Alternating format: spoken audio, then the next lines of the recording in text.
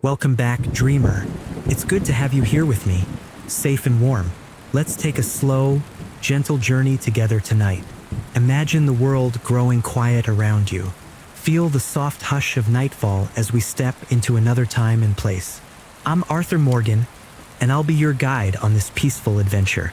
Together, we'll wander through memories of the Old West, a land of high mountains, open plains, and starlit skies.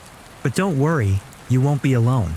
I'll be with you every step of the way, keeping you company as we ride through this dream. We begin in the deep of winter, high up in the mountains. Snow is falling all around us, covering the ground in a blanket of white. The air is cold and crisp against our skin. You can hear the wind as it whistles softly through the pine trees. In the distance, wolves gently howl at the moon. But here by our little camp, a warm fire crackles and keeps the darkness at bay. I'm sitting near the flames, wrapping my coat tight around me. My breath floats in the air as a pale mist. All around, my friends huddle close to the fire, trying to find warmth in this bitter cold. We just escaped a dangerous situation in a town called Blackwater. Things did not go as planned, and we had to flee into these snowy mountains. Now we're tired, hungry, and a little scared of what lies ahead. But for this moment, we have shelter and each other. We have hope that we can make it through the storm. Dutch, our leader, stands tall near the firelight. He speaks in a calm, low voice to reassure everyone. Just a little longer and we'll be out of here, he promises. I look around at the faces of my gang, my family. There's Hosea, an older fellow who is like a father to me. He gives me a gentle nod, trying to keep my spirits up. Beside him is young John Marston, shivering as he holds his arms around himself. John's wife Abigail and their little boy, Jack, are bundled in blankets, staying close for warmth. And there are others too. Charles sharpening an arrowhead quietly, Bill and Javier sharing a can of hot coffee, and our cook Pearson stirring a stew pot to give us something warm to fill our bellies. Each of us is lost in our own thoughts as the snow falls. I feel the ache in my muscles from the long ride through the blizzard. But as I stare into the dancing flames, I let myself relax a bit. The orange glow is comforting on my face. The sound of wood popping in the fire is steady and familiar. It reminds me of all the nights we sat around a campfire under the stars, telling stories or listening to Hosea's gentle voice sharing some old tale. Even in these harsh times, these small moments of peace keep us going. As the night deepens, Dutch asks me to go with him to look for supplies. He wants to make sure the gang has enough food and medicine to last until the storm passes. I slowly stand up, my legs stiff from the cold.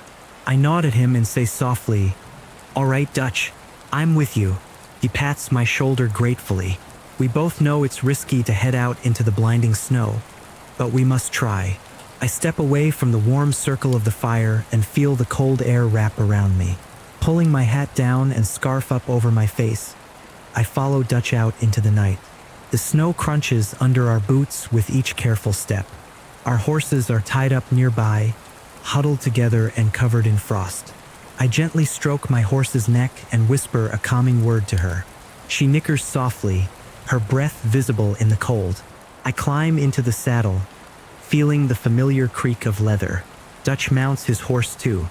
We share a look, a mix of determination and concern. Then we urge our horses onward. Slowly, we venture away from camp and into the dark, snowy wilderness. The wind has died down to a whisper, but thick snowflakes still swirl in the air. The night sky above is hidden by gray clouds. We carry lanterns that cast a soft golden glow around us, lighting the way just a few paces ahead. Everything beyond that is a quiet white haze. We speak little as we ride. The world feels muffled by the snow. I hear only the steady clop of the horses' hooves and our gentle breaths. My mind drifts as we move through the night. I remember warmer times, green valleys, and chirping crickets on summer nights. I hold on to those thoughts to keep my hope alive that we'll see spring again soon. After some time, we notice a faint light through the trees ahead. Dutch raises his hand, and we slow down. Peering through the snow, we see it's a lantern hanging on the porch of a small cabin. The windows glow with firelight. The The sight of it sends a little relief through me. Maybe the people inside can help us, or perhaps they have supplies. But we have to be careful. Out here, you never know who you might run into. We tie our horses a little distance away and walk closer on foot. Through the window, we glimpse a few rough-looking men inside. They are laughing loudly and passing a bottle around. Dutch whispers to me that these might be outlaws from the O'Driscoll gang, our rivals. My heart tenses up at that name. The O'Driscolls are trouble, and we have a bad history with them. But Dutch and I also hear something else. A woman's voice crying inside, pleading. Our eyes meet. We can't just ride away and leave someone in danger. Quietly, we creep to the side of the cabin.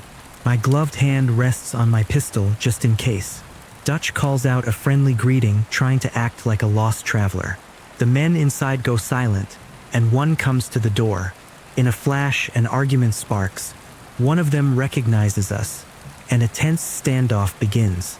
It's not what we wanted, but trouble found us nonetheless. Shots ring out into the night, cracking the quiet air. In the struggle, we manage to scare the gang away. They flee into the darkness, leaving behind their horses and whatever they stole from this cabin. Inside, the cabin is dim and smoky. Hiding in the corner is a young woman, trembling with fear. I take off my hat and kneel down a bit to show I mean no harm. "It's all right now, ma'am," I say gently. Her eyes are wide, and tears are frozen on her cheeks. She nods, still in shock. We learn her name is Sadie. The men who ran off had attacked her home. Her husband, he didn't survive their cruelty. My chest aches for her loss. We know we can't leave her all alone out here in the cold. So Dutch and I bring her with us. I wrap a warm blanket around her shoulders and help her onto my horse. The three of us make our way carefully back through the snow to our camp. When we arrive, the others quickly come to help Sadie inside. Miss Grimshaw, a stern but caring woman in our group, takes Sadie under her wing at once. She sits her by the fire, gives her a hot cup of coffee, and tends to her wounds. The cabin we found becomes a temporary haven for all of us through the storm. That night, as everyone tries to sleep, I stay up a while longer. I sit near the door, keeping watch. My body is tired, but I feel responsible for keeping my family safe. The fire has died down to gentle embers, casting a faint orange glow on the walls. Most of the gang is asleep, curled up in blankets, breathing slowly. I hear Sadie softly crying as exhaustion overtakes her, and Abigail whispering comforting words to her. In time, even those quiet sounds fade. Outside, the wind has calmed, and only the soft hush of snow remains. I close my eyes just for a moment and think of better days. I know this is just the start of a long journey ahead, but we're alive and we're together. That has to be enough for now. Finally, I allow myself to drift into a light sleep, trusting that with the dawn, there will be new hope. Morning comes slowly, with a pale light glowing behind the gray clouds. I wake to the soft sound of someone moving around the camp. It's Charles, quietly gathering his bow and some arrows. He sees me sit up and gives a little smile. "We could use some food, Arthur," he whispers. I nod in agreement. The stew last night was thin and barely enough for everyone. If we want to keep our strength up, we'll need to hunt. Careful not to disturb the others still resting, I stand and stretch my sore limbs. The cold air bites at any exposed skin, but I pull on my gloves and hat and follow Charles out into the snow. The world is so still this morning. The storm has passed for now, leaving a calm hush across the mountains. All I hear is the soft crunch of our boots and the occasional creak of tree branches heavy with snow. We venture into the nearby woods, our breaths puffing white in the dawn light. The pine trees stand tall and silent around us. Charles holds up a hand and points to some tracks on the ground. Faint imprints of hooves. A deer passed through here not long ago. We exchange a hopeful glance. Food for days if we can bring it down cleanly. Moving slowly and quietly, we follow the tracks deeper into the trees. My stomach growls softly, but I push the hunger aside and focus. Charles teaches me to listen to the forest. The gentle whisper of the wind, the distant caw of a crow, and then a subtle crunch ahead that is not our own footsteps. We both freeze and lower ourselves into a crouch behind a snow-covered bush. Peering through the branches, I spot it. A young deer grazing on some frosty grass in a clearing. Charles silently gestures for me to take the shot. I reach for the bow strapped to my back and notch an arrow. My movements are slow and steady so as not to startle the animal. I take a deep breath, pulling the bowstring back as I aim. The deer lifts its head, ears twitching, sensing something. For a moment, I feel a pang of guilt for what I'm about to do. "Thank you," I whisper under my breath, a habit I picked up to show respect for a life taken. Then I let the arrow fly. It strikes true, and the deer falls almost instantly. Clean, merciful shot. I sigh out the breath I was holding, grateful we won't have to track a wounded animal through the snow. Charles pats my shoulder appreciatively. We approach the deer slowly.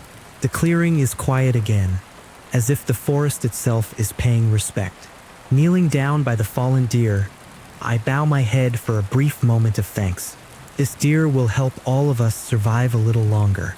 We work together to lift the deer and carry it back. It's heavy, but the thought of warm food gives us strength. By the time we return to camp, a few others are awake and immediately move to help. Pearson, the cook, claps his hands in relief. "Well done, boys," he says in a hushed but happy tone. He and Charles begin to prepare the deer for a hearty stew, while I rub my cold hands and step aside to let them work. Abigail approaches me, carrying little Jack on her hip. Her eyes are filled with worry. She asks if I can go out again, but this time for something far more precious than food. John, her husband, is still missing. He went out scouting a day before our escape to the mountains and hasn't been seen since.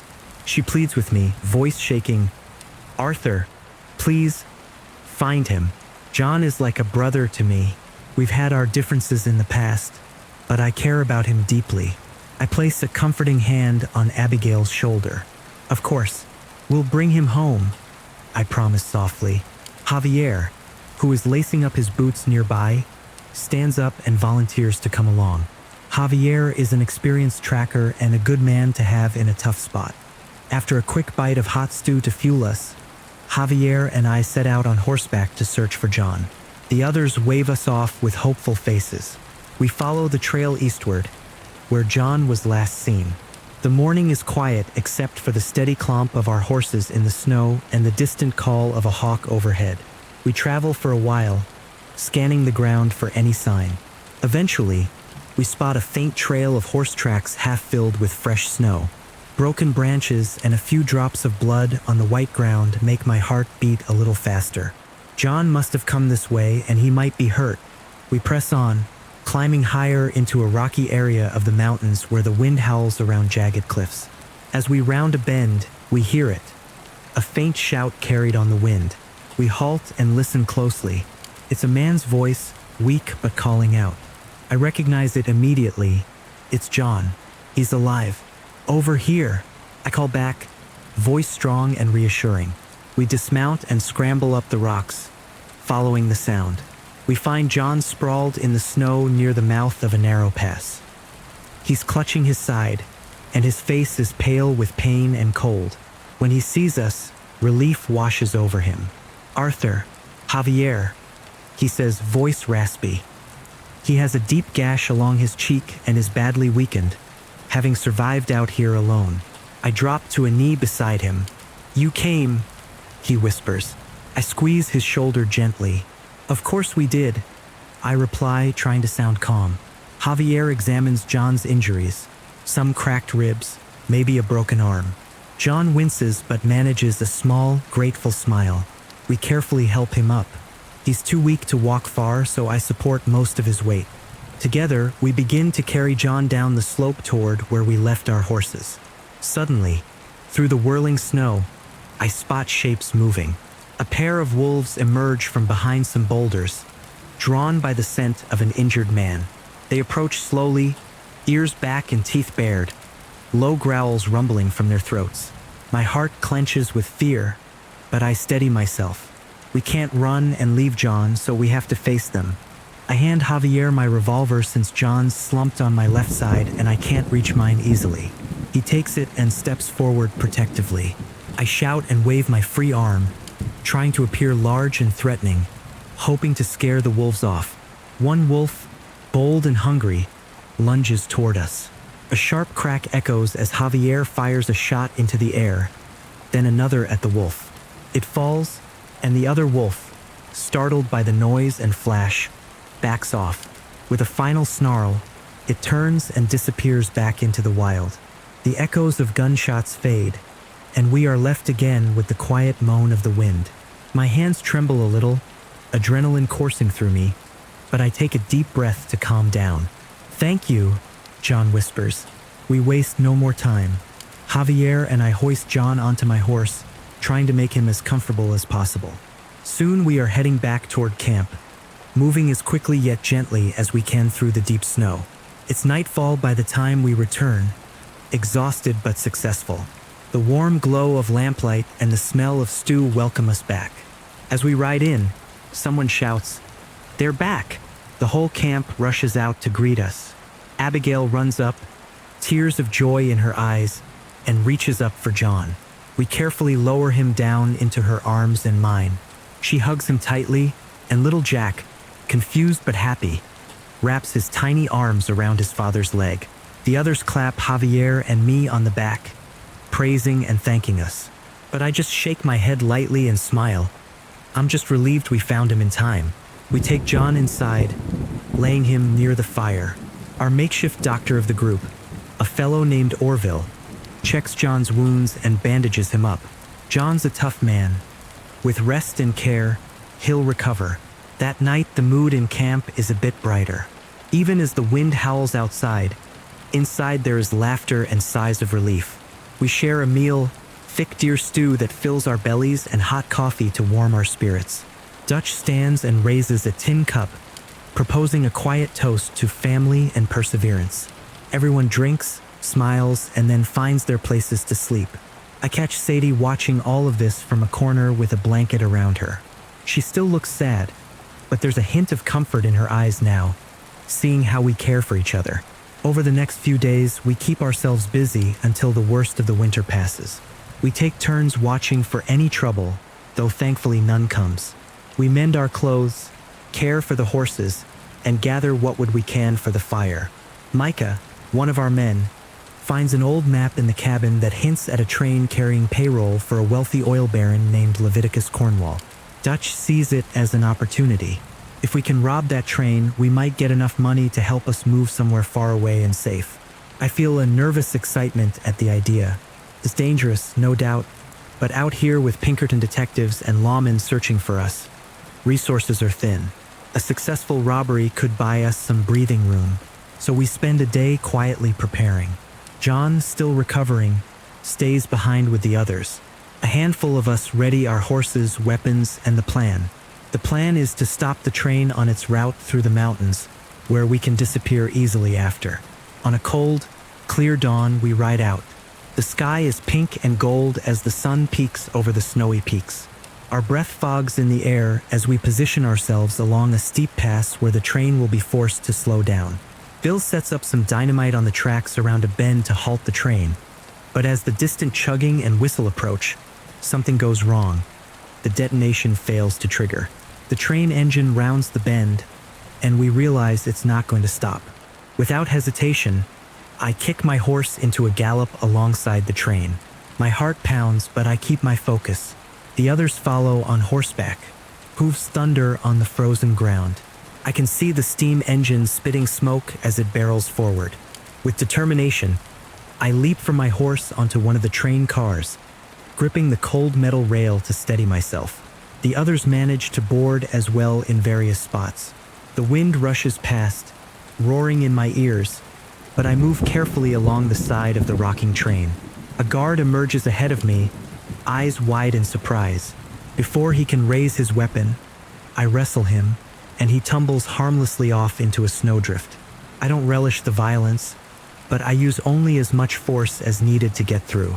Behind me, I hear a brief scuffle as Javier and Charles handle another guard who tried to stop them. Moving forward car by car, we reach the engine and finally get the train to screech and slow to a halt. The worst is over, We gather the passengers and workers at the center of a clearing. Dutch calmly explains we are only after the rich man's private safe, not looking to harm anyone. I try to smile kindly at a trembling train worker as I help him down from a carriage, assuring him everything will be all right if he stays calm. We find the locked safe in the private coach. Inside are stacks of bonds and bills.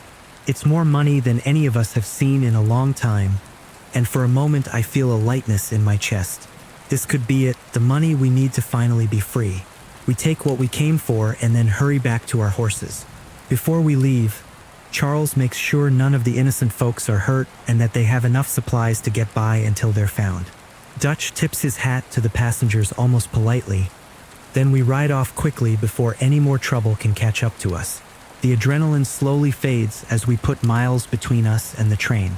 Back at camp, everyone's eyes widen at the sight of the money. There's relief and celebration, but quietly, we know we're not out of the woods yet. Still, hope is a powerful thing, and for the first time in weeks, we feel like the weight of fear is lifting just a little.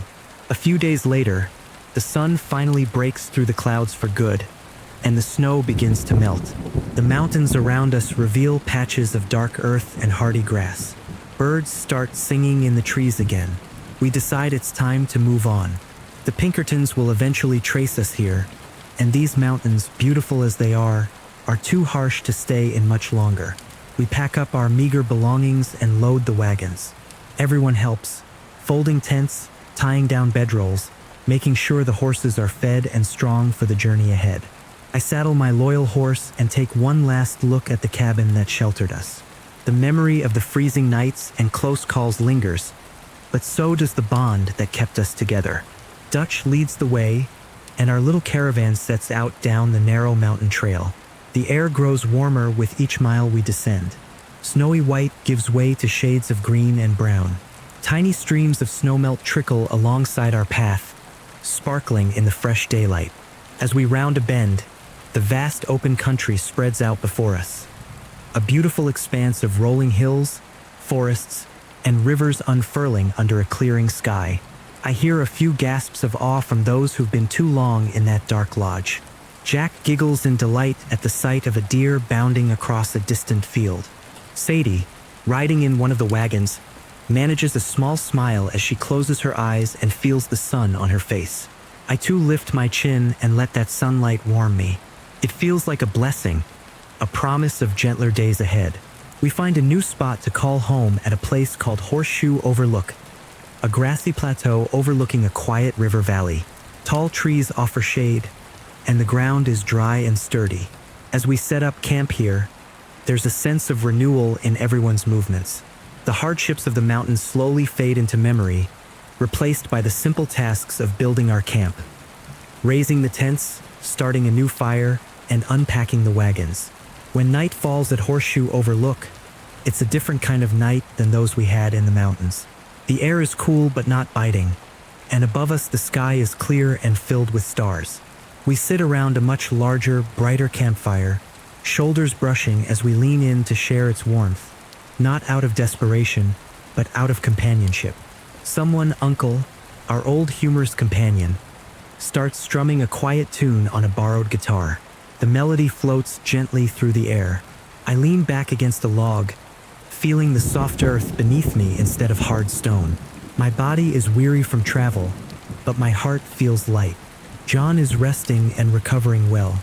Abigail and Jack are curled up together, finally sleeping peacefully. Dutch and Hosea are talking in low voices about plans for the future, but with more optimism than before. And Sadie sits close by, wrapped in a patchwork quilt Miss Grimshaw gave her, silently watching the flames dance. In this moment of calm, I take out my journal, a worn leather notebook I carry with me. By the flickering firelight, I sketch the view of the valley under the moonlight, scribbling a few words about how grateful I am that we made it here.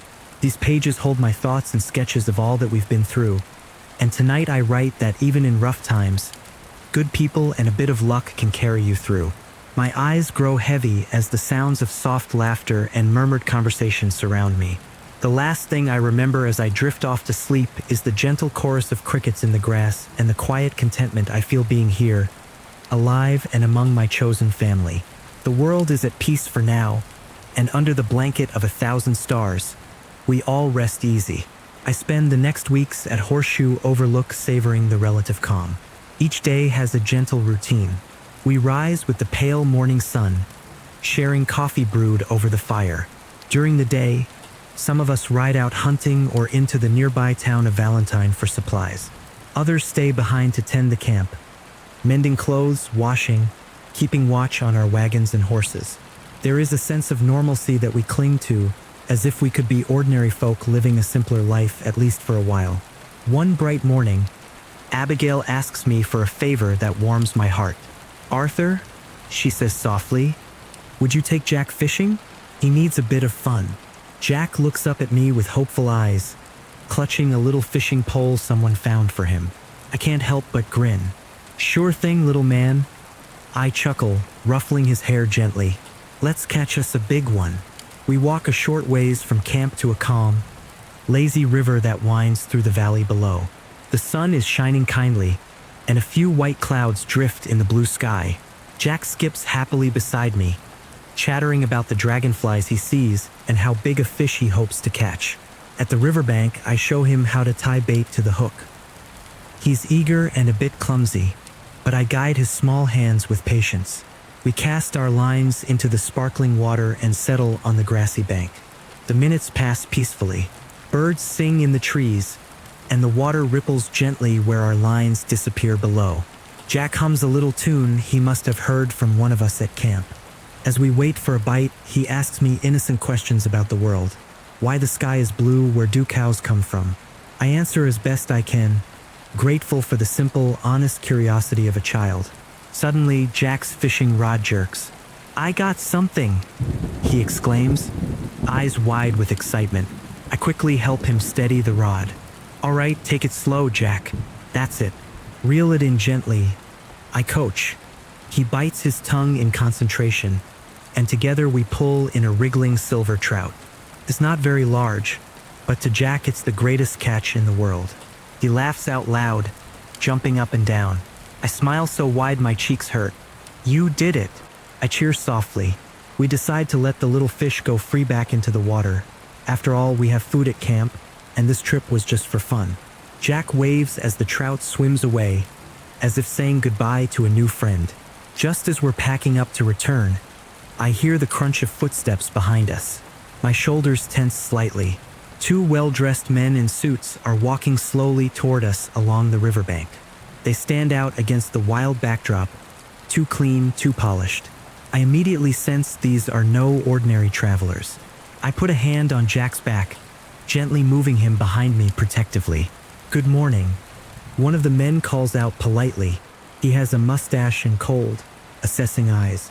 The other is younger, with a stern face. They introduce themselves as Agent Milton and Agent Ross, Pinkerton detectives hired by Leviticus Cornwall and the federal government to hunt down the Linde gang, to hunt us down. Despite the pleasant tone in Milton's voice, his words carry a threat. He knows who I am. He knows about Dutch, about Blackwater. My heart beats faster, but I keep my face calm for Jack's sake. Milton kneels down, smiling thinly at the boy peeking from behind my leg. He says he has a little boy of his own at home. Then, to my surprise and unease, he hands Jack a bright silver dollar coin. "For you," he says in a gentle voice. "A token for the fish you caught." Jack, not understanding the situation, reaches out and takes the coin shyly, mumbling a polite, "Thank you, sir." I gently pull Jack closer and tell him to run ahead to camp and show his mom the coin. I keep my voice steady, as if nothing is wrong. Jack hesitates, but I give him an encouraging nod. "Go on now."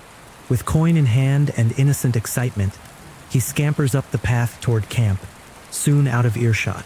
As soon as Jack is gone, Milton's friendly mask drops a little. The younger agent, Ross, places a hand on his revolver casually. I stand tall, facing them, hands loose but ready. Milton says quietly, "No need for a fuss, Mr. Morgan. If you and your friends come with us peacefully, no one needs to get hurt. We know where you are now. It's just a matter of time." I grit my teeth, anger and fear swirling in my chest. But I remember Dutch's words. We need to lie low, not start a war. I respond in a low, measured tone. I'm afraid I don't know what you're talking about. We're just campers, passing through. Milton smirks. He knows I'm pretending. He makes it clear they aren't here to arrest us today. This is a warning, an invitation to give up. They plan to capture Dutch and everyone eventually. Think about it, Milton says as a parting note. You can't run forever. They turn and leave without drawing their weapons. Still, my hands are shaking slightly as I watch them go. It's as if a snake slithered into our garden, reminding me that danger is never far. I quickly head back to camp, where Abigail has scooped Jack up in her arms, happily unaware of what just happened. I pull Dutch and Hosea aside and quietly relay everything. Dutch's jaw tightens, but he nods, telling me I did the right thing not pulling a gun. Hosea sighs and pats my shoulder, his eyes full of worry. We all know now that our time here may be limited. Even with the Pinkertons looming in our thoughts, life continues at camp for a while. We remain cautious. We post guards at night. We keep our weapons oiled and our horses ready to ride at a moment's notice. But Dutch insists we stay calm. We have money now, he whispers one evening as we look over the bonds from the train.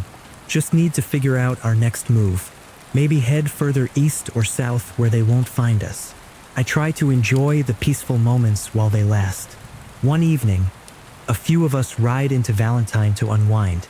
There's a lively saloon there, and we think a quiet drink might ease our nerves. It starts off fine.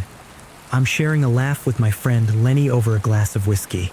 The piano in the corner plinks out a cheerful tune, and for once, I feel almost like a normal man enjoying a Saturday night. But our merriment catches the attention of a local tough.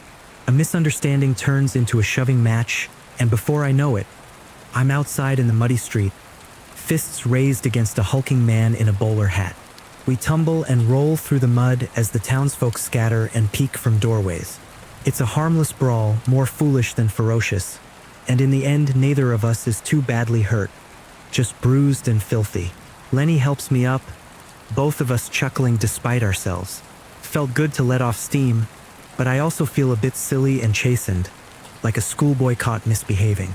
Not long after that, real trouble finds us in Valentine. One afternoon, as I'm loading supplies into a wagon, I hear angry shouts down the street.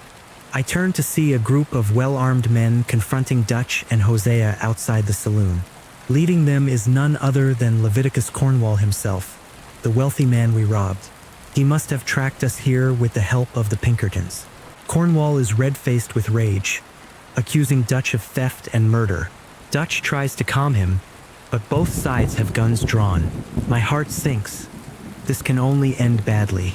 Before I can reach them, a gunshot echoes like thunder. Chaos erupts. I see Hosea duck for cover and Dutch fire a warning shot over Cornwall's men. They respond with a volley. Bullets whiz past me as I run to help. The quiet town street we walked peacefully just days ago is now filled with panic screams and gun smoke. I fire a few shots to cover our retreat, aiming for no one in particular, just enough to make them keep their heads down. We manage to scramble onto our horses and flee the town, the sound of alarm bells and shouting fading behind us. No one in our gang falls in that fight, but it was far too close. Back at camp, Dutch paces in frantic thought. We have to leave now, he decides, voice firm but edged with stress. There's no time to waste. The Pinkertons will be on their way with more men. Our camp, which we only just settled, must be abandoned in haste. We break camp in a rush as dusk settles. It's a quieter affair than our mountain departure because this time fear nips at our heels. Within an hour, our tents and belongings are packed up. The evening light glints off the river as we haul everything we can carry onto wagons. The horses snort, sensing our urgency. As we depart Horseshoe Overlook, I glance back at the empty clearing that had been our home. The fire pit still smolders slightly, and the ground is marked with our footprints and wagon tracks. It hurts to leave, but there is no choice. Dutch assures everyone will find a safer place, further from Cornwall's reach. Hosea quietly spreads the word that we're heading south, to the state of Lemoyne, where an old contact might have worked for us and where Cornwall's influence might be weaker. We travel through the night and well into the next day, crossing into a very different landscape. The air grows warmer and more humid.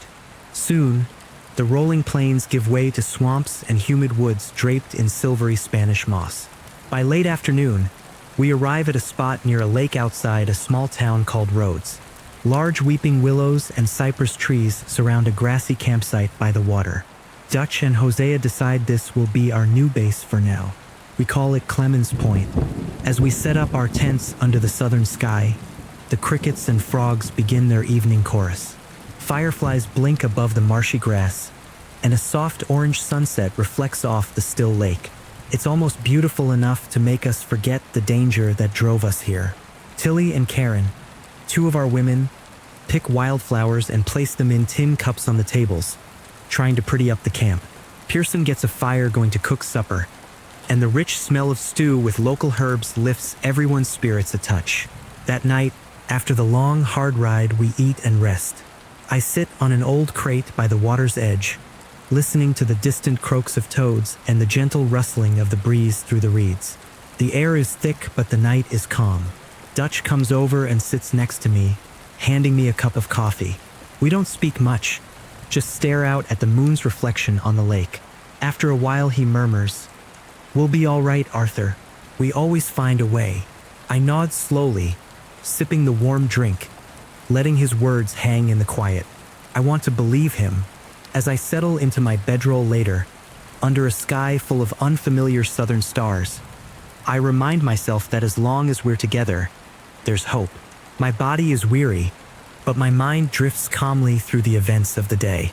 Faces of my friends, lit by firelight, float in my thoughts. Change is never easy, but we have each other, and in that thought I find comfort.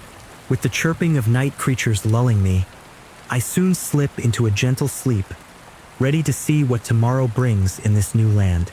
Life in Lemoyne at Clemens Point starts off almost idyllic compared to our frantic escape. The town of Rhodes nearby is small and easygoing. Its dusty main street is lined with a handful of shops and a pretty whitewashed courthouse. On warm afternoons, locals sit on porches fanning themselves, and the sweet smell of honeysuckle drifts through the air. We make friendly with the townsfolk and even the sheriff, hoping to keep suspicion low. Hosea and Dutch soon sniff out a potential opportunity. Two wealthy families, the Grays and the Braithwaites, control the area, and rumor has it they've been feuding for years over lost gold or stolen horses. Dutch sees a chance to play both sides, to maybe find a score or at least some leverage. By day, some of us run odd jobs in town under the guise of honest laborers. I even spend a few afternoons helping the local stable hand brush down horses or carrying sacks of grain for the general store. Anything to blend in. The Grays own the cotton fields, and the sheriff in town is Lee Gray, one of their kin. He seems to take a liking to us drifters and offers a couple of us temporary work as deputies, mostly just riding guard on wagon shipments or chasing off cattle thieves. It feels almost normal to wear a badge, even if it's under false pretenses, and it's oddly peaceful to uphold the law for a change rather than run from it. Meanwhile, the Braithwaites, who live on a grand old plantation nearby, invite Dutch and Hosea to a swanky soiree at their manor. They go dressed in borrowed finery and come back with tales of chandeliers, string music, and fine wine. The matriarch, Catherine Braithwaite, was all gracious smiles to them, but Dutch said he could sense a calculating coldness under her charm. Still, she hinted at work for us and we took it. One job has me and some of the boys secretly rounding up a herd of horses to sell on her behalf, while another has us recovering a stolen wagon for Sheriff Gray. Each task we do for either family, we keep our involvement with the other a secret. It's a delicate balancing act, and I'm always on edge that we'll slip up and reveal our double dealings. One humid evening, after a long day, our camp holds a rare little celebration. We got a good price for those horses and the mood is high.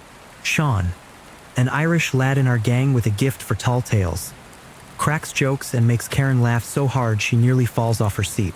Someone produces a bottle of whiskey. As crickets sing and fireflies dance among the trees, I find myself actually smiling and tapping my foot as Javier strums a gentle tune on his guitar. It's one of those fleeting moments where we almost forget who we are, a bunch of wanted outlaws, and just feel like family gathered for a bonfire. I catch Sadie watching the revelry quietly. She still wears her late husband's blood-stained brown coat like a shield, but tonight I notice she isn't crying. Instead, she seems resolute, even hopeful, as if determined to find a new purpose among us. But Lemoyne isn't all lazy days and laughter. Under the surface, greed and distrust seethe. The Greys and Braithwaites begin to suspect each other of collaborating with outsiders, us, although they haven't caught on fully yet. Tensions come to a head one afternoon when we ride into Rhodes for what we think is just another job. Dutch, Micah, Bill, and I are meeting Sheriff Gray, expecting to get paid for some work we did. As we approach the sheriff's office, the air feels different. Too quiet, with townsfolk scurrying away. I have a bad feeling. Suddenly, a shotgun blast shatters the calm.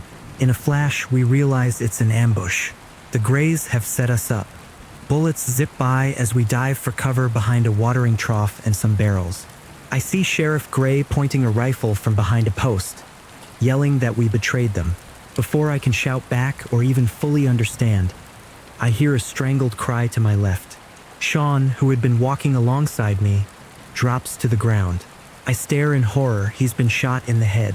The cheerful, laughing young man from the party last night now lies motionless in the dust. My stomach turns and grief grips my chest. But there's no time to mourn. We fire back to defend ourselves, aiming to escape this trap. I see Bill and Micah returning shots, faces grim. Dutch gets grazed on the arm but keeps firing, fury in his eyes at the betrayal. We manage to fend off the attackers long enough to make a break for our horses tied just down the street. I grab Sean's fallen hat, a silent promise to myself that we won't forget him, and mount up under a hail of bullets. Kicking our horses into a sprint, we thunder out of Rhodes, hearts pounding and minds reeling from the loss and treachery. We rush back to camp at Clemens Point as night falls. But our tragedies are not over. We arrive to chaos. People shouting, lanterns swinging. Abigail is screaming, "They took Jack!" Overlapping voices tell us what happened. In our absence, gunmen from the Braithwaite Manor showed up at camp. They overpowered Uncle and Pearson, and in the fray, kidnapped little Jack. The Braithwaites must have realized we were double-crossing them and retaliated in the cruelest way, by stealing John and Abigail's son.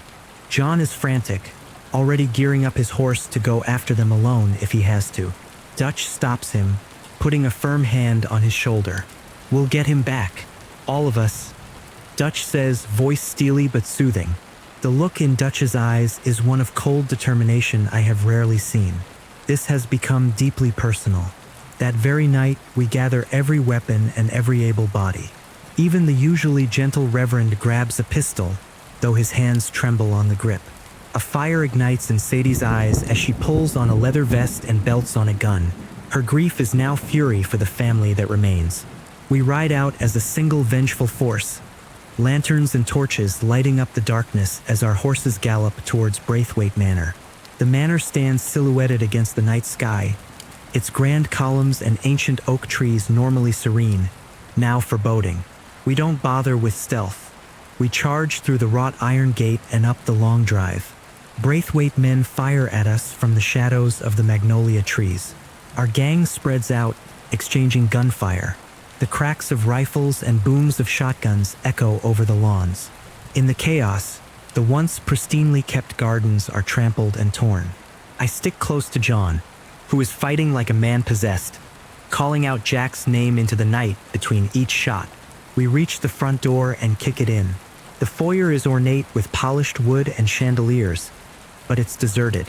We sweep through the rooms, tension and fear for Jack gnawing at each of us.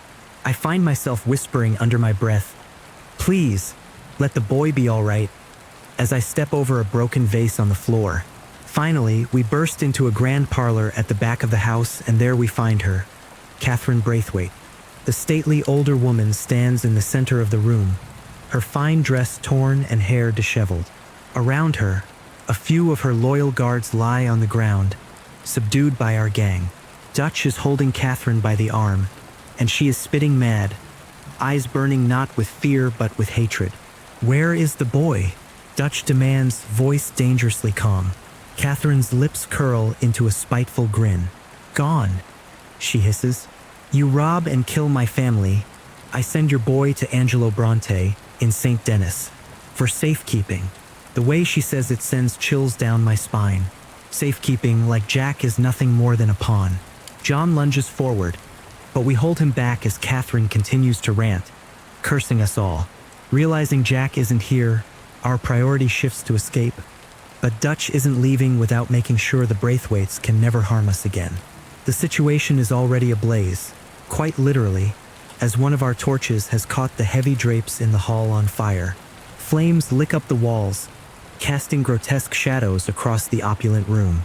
The heat grows, and smoke begins to sting my eyes. We drag Catherine outside as the manor starts to burn, the fire consuming the legacy of her family.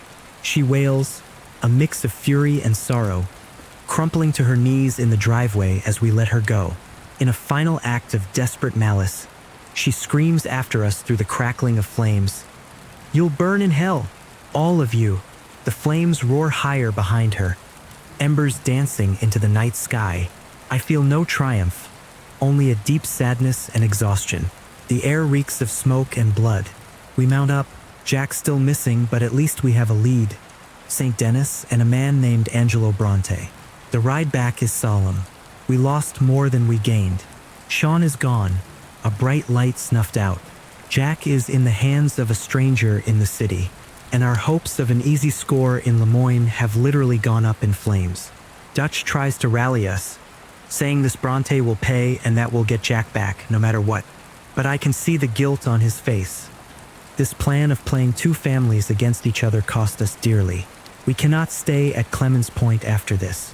The Greys and Braithwaites are finished or furious, but either way, the law will be swarming and vengeance will be in the air. Hosea had scouted an old abandoned mansion called Shady Bell, deeper in the swamps north of St. Denis.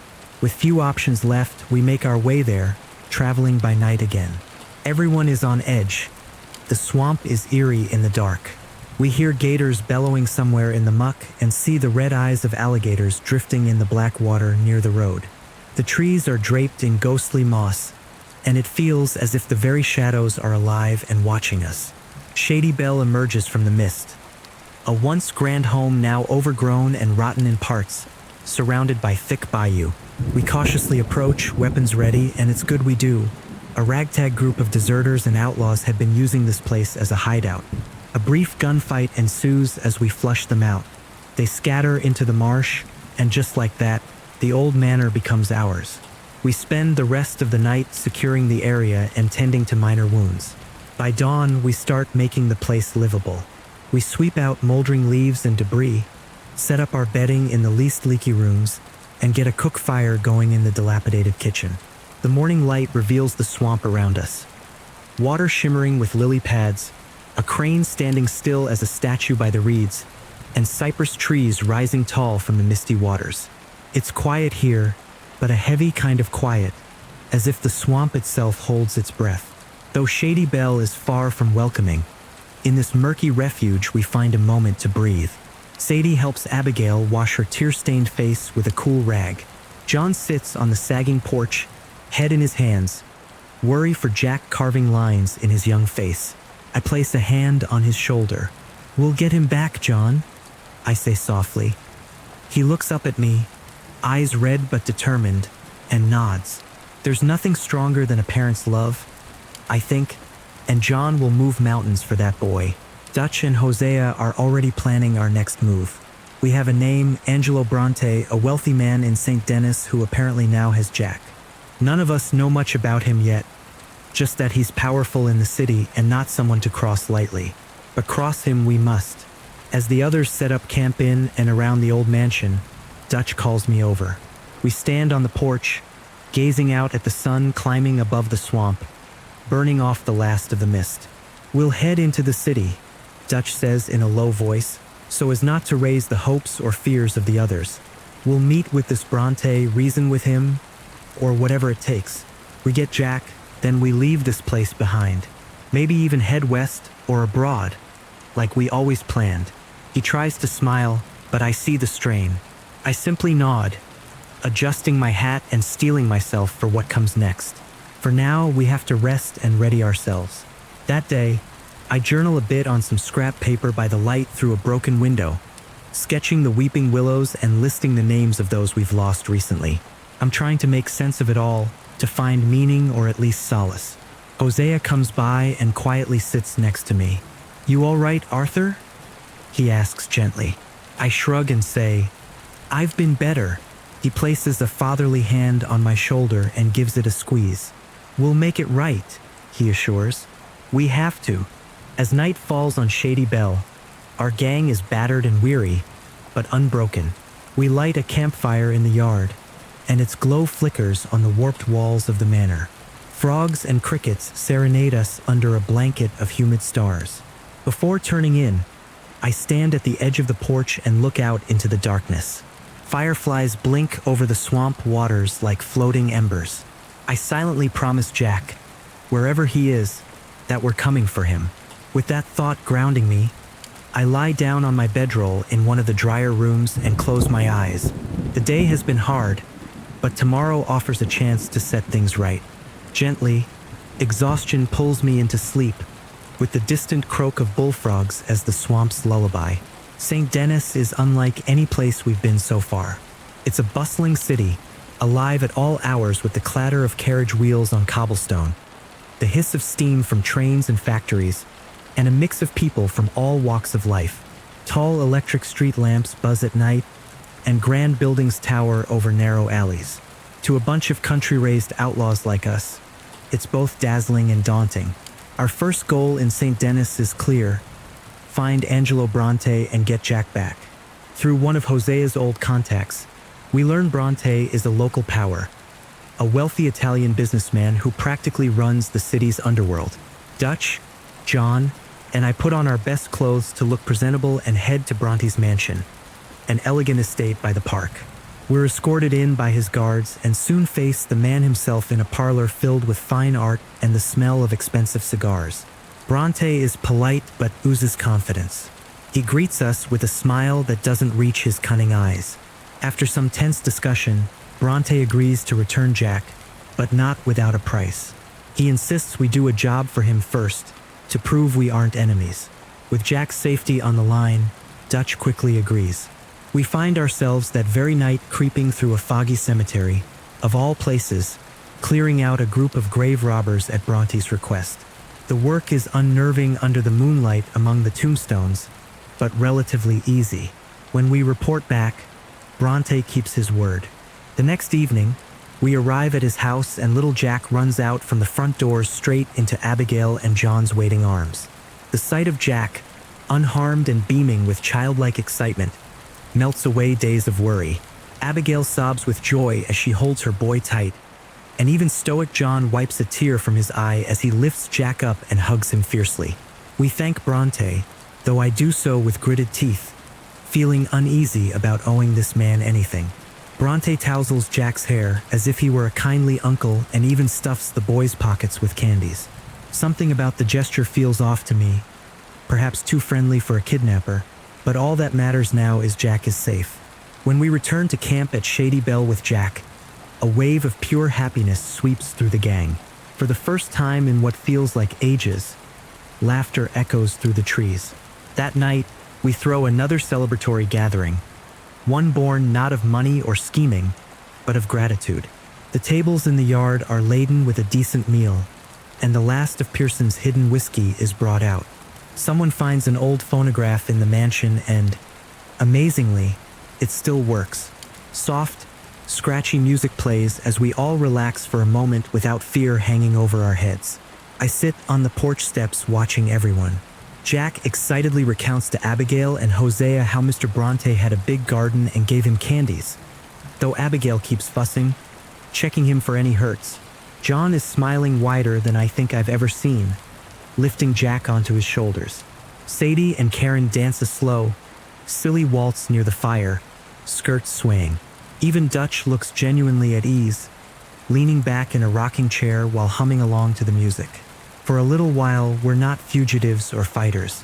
We're just family, grateful and together. Mary Beth, a sweet girl in our gang who's always writing stories in her journal, comes to sit by me. She hands me a cup of coffee and asks softly, "You doing all right, Arthur?" I nod and thank her, saying I'm just thinking. She gives me a knowing smile. Mary Beth has a way of understanding feelings. "I saw you got a letter the other day," she ventures.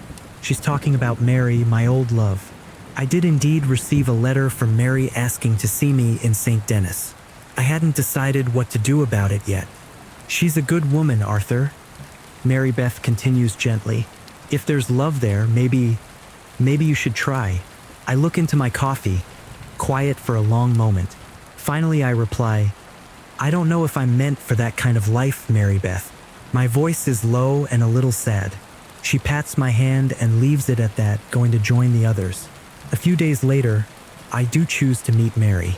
I find her waiting on a bench by a theater in the city, looking lovely and out of place among the noise and bustle.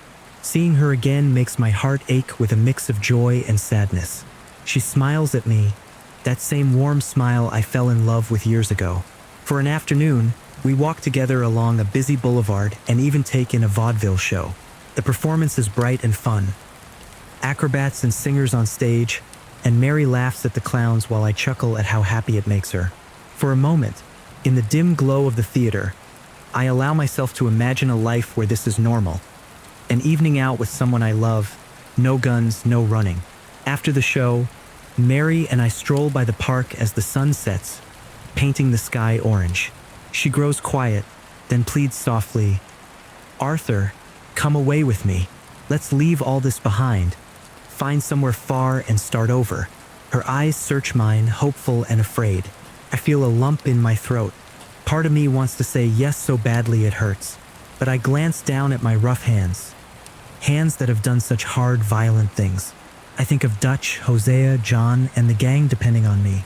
And I think of the sickness that's been creeping up on me. Lately, I've had a lingering cough that I can't seem to shake. I take Mary's hands gently in mine and shake my head. "I'm sorry," I whisper. I'm not the man who can give you the life you deserve." Tears well in her eyes, but she nods, accepting the unspoken truth between us. Our timing has passed. We say our goodbyes in the fading light, Mary dabbing her eyes with a handkerchief as she disappears into the city crowd, and me left feeling more alone than ever, but oddly at peace for being honest. Back with the gang, Dutch turns his attention to one last big plan. A grand bank robbery in St. Denis that he believes will be our retirement score. With Bronte's tips and some careful plotting, the gang moves in the late hours of a warm summer night. The city is eerily quiet as we slip through the alleys toward the bank. Inside, things initially go smooth. The few guards are subdued, the vault opened. We fill our bags with stacks of bills and gold, hearts pounding with the weight of what this could mean. Freedom, finally. But as we step out of the bank into the moonlit street, hell breaks loose. A fusillade of gunfire erupts. The Pinkertons were waiting. It's an ambush. I see Agent Milton on horseback shouting orders. Before I can react, a shot rings out from a sniper on a rooftop and I see Hosea, dear Hosea, crumple to the ground. Milton had ordered him executed as a message to us. My stomach lurches and I want to scream, but the roar of gunfire pulls me into motion. "Run!" I shout, laying down cover fire as Dutch and the others scramble back inside for cover, dragging Hosea's lifeless form just out of the line of fire. Dutch's eyes are wild. Hosea was his closest friend, our guiding light, and now he's gone. But there's no time to mourn. The Pinkertons are closing in from all sides. We fight our way through the back of the bank. Lenny, a bright young man who's like a little brother to me in the gang, sticks close as we dart through an alley. He turns to fire at a pursuing agent, and another hidden gun barks. Lenny gasps and collapses against me. "No, no," I breathe, catching him as he falls. A bloom of red spreads on his chest. I drag him into cover, my mind racing and heart breaking. His eyes meet mine for a fleeting second, full of pain and fear, and then they stare at nothing. I have to leave him, there is no choice. With a sob of rage, I pick up his fallen revolver and push forward, tears blurring my vision. We make it to the docks where a little boat is waiting our escape plan.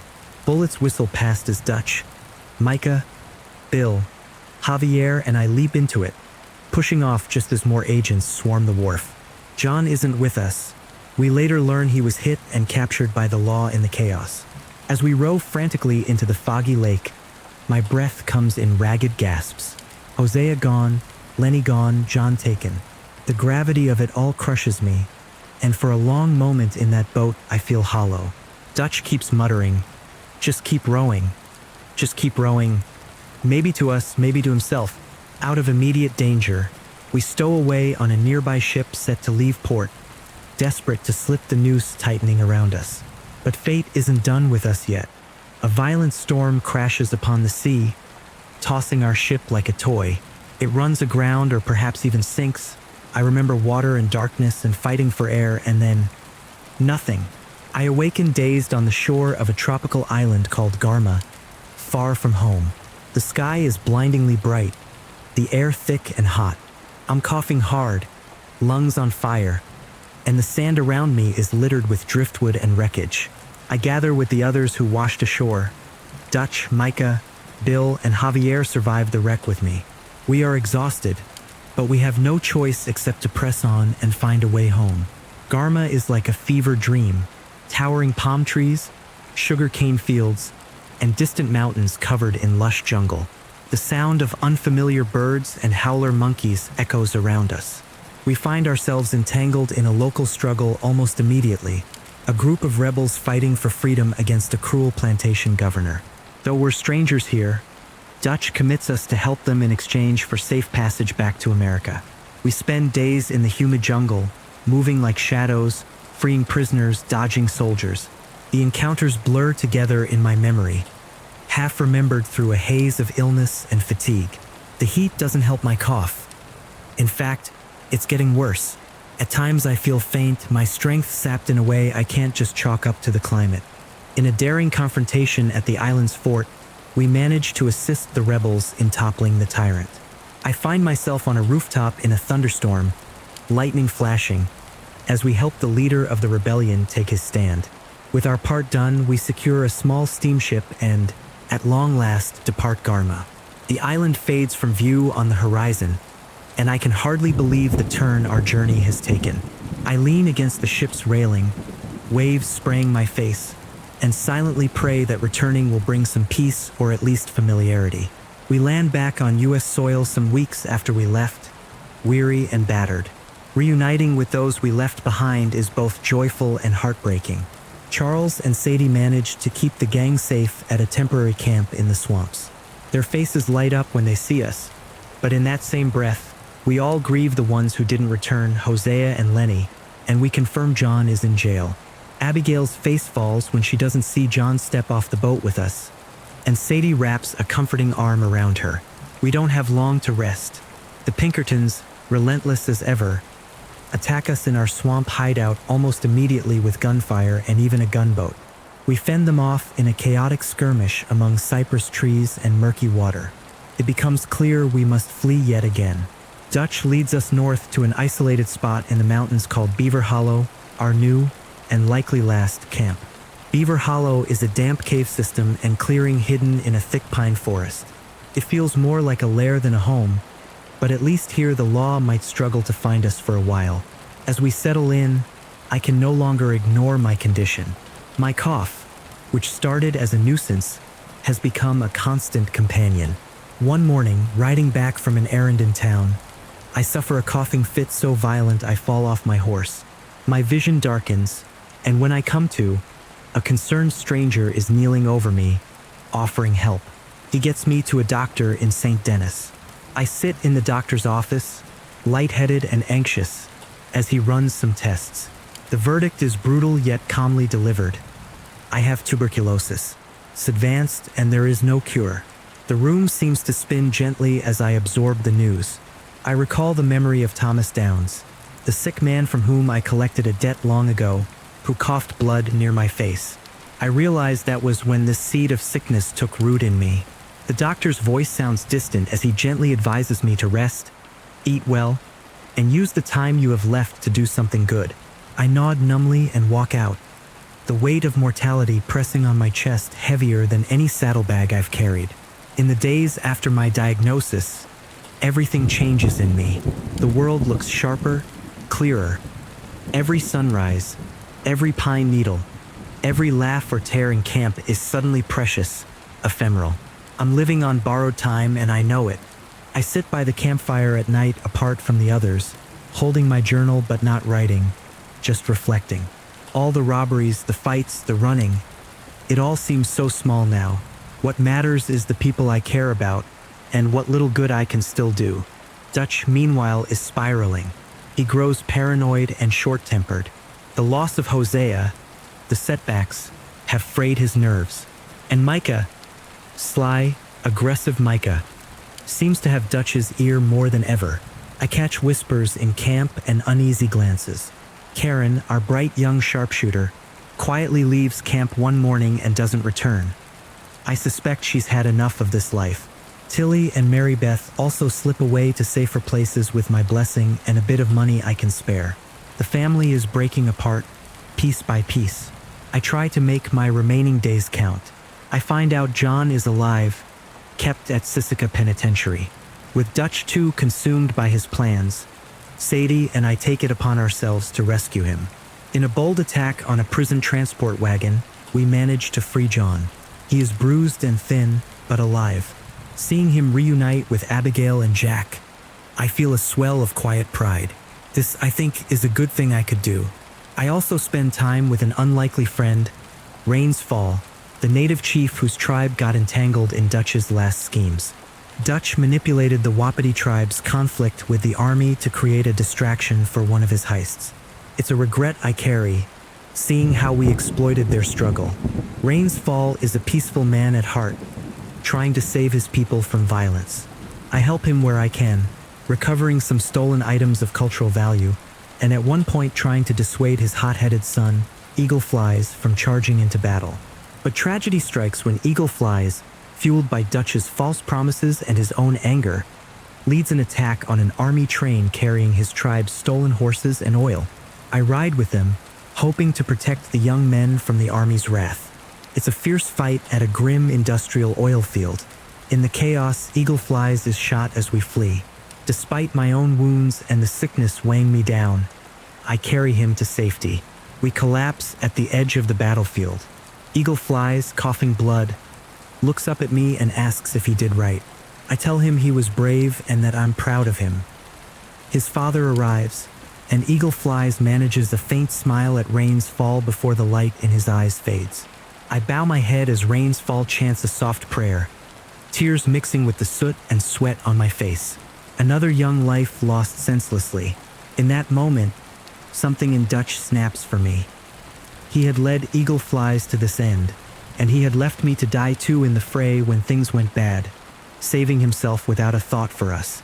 As I confront Dutch about abandoning us, he grows furious, denying any fault. But I see fear in his eyes, fear of losing control, fear of being wrong. Not long after, our worst suspicions about a traitor are confirmed. Pinkertons intercept us at a meeting point, and during the fray, Agent Milton captures Abigail. Sadie and I track them to a lakeside shack. I get captured in the rescue attempt, and Milton himself holds me at gunpoint. With a sneer, he reveals the truth. Micah has been informing on us. My mind reels with both anger and a strange relief. Suddenly, so many misfortunes make sense. Before Milton can pull the trigger, Abigail, fierce and loyal, breaks free and shoots him with a pistol Sadie slipped her. Milton falls dead, and I gasp in shock and gratitude.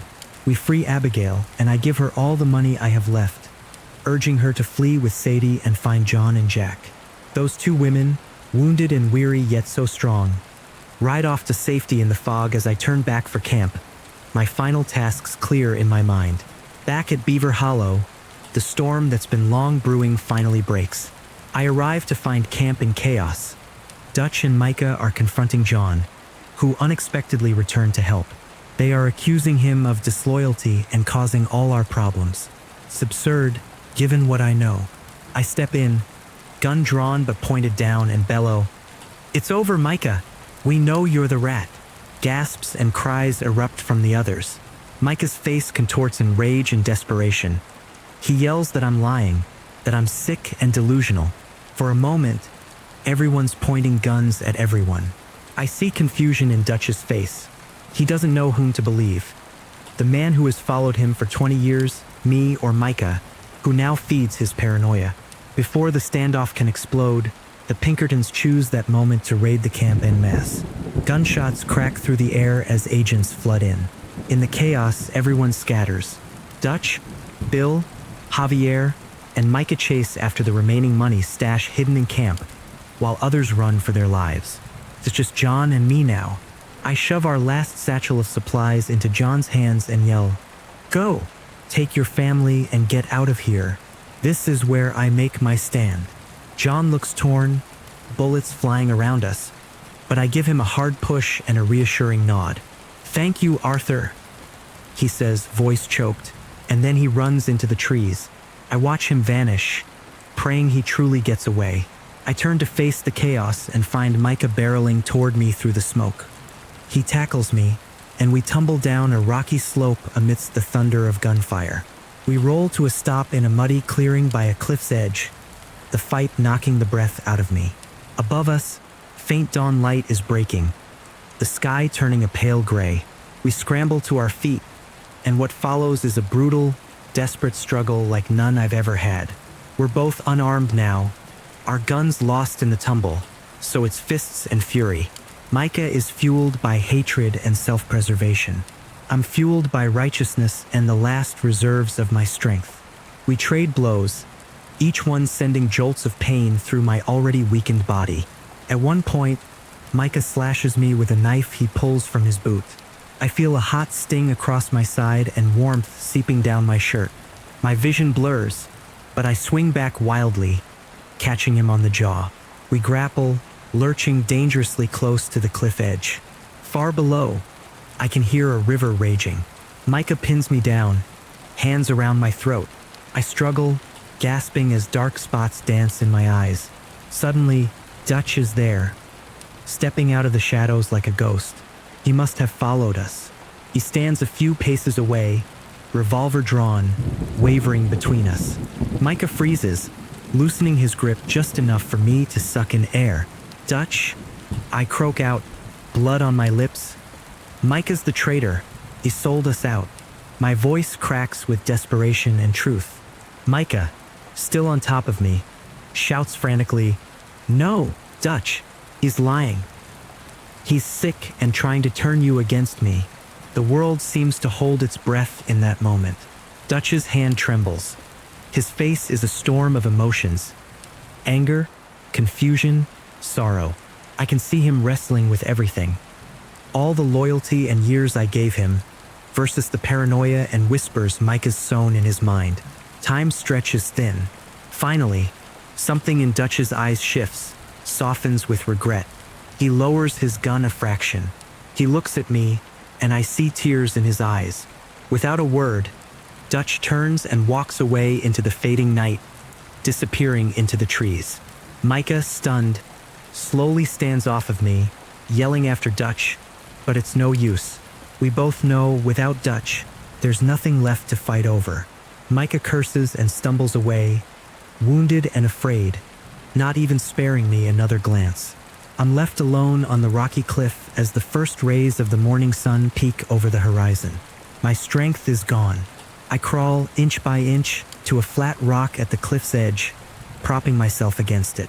The world around me is quiet now except for the distant rush of the river and the soft rustle of pines in the dawn breeze. The sky ahead is painted in gentle pinks and golds. I breathe in deeply, every inhale an effort. The air is cool, and it tastes of pine and new day. As I watch the sun break free from the clouds, I feel a strange calm washing over me. In this final moment, memories float through my mind not as regrets but as cherished moments. I see the faces of those I've loved. Hosea laughing as he shows me how to track a deer. Lenny grinning with youthful enthusiasm. Sean singing a bawdy song around the fire. I remember little Jack's hand in mine as we fished by the river, and the way Abigail and John looked at their boy with such love when we brought him back. I think of Mary, her gentle smile and the hope in her eyes that maybe we'll meet again in some other kinder world. I did my best with the time I had. I wasn't a perfect man, far from it, but in the end, I tried to do what was right. I tried to protect those I cared about and give them a chance at a better life. Maybe that will count for something. The sun is fully rising now, warm light spilling over the mountaintops. It bathes everything in a soft glow. I feel it on my face, and it feels like a comforting hand, telling me it's okay. A lone eagle soars above in the morning sky, letting out a distant cry as if to salute the new day. I can't help but smile a little at the beauty of it. My breaths are shallow, each one a little harder than the last. I lean my head back against the rock and look up at the endless sky. So peaceful. My eyes close, and I feel tears slip down, not of pain, but of bittersweet release. Thank you, Lord, for this sunrise. I whisper, voice barely audible. In my mind, I say goodbye to John, to Dutch, to everyone. I hope John finds the peace and freedom we all chased. I hope he raises Jack to be a good man, away from guns and fear. That thought makes me content.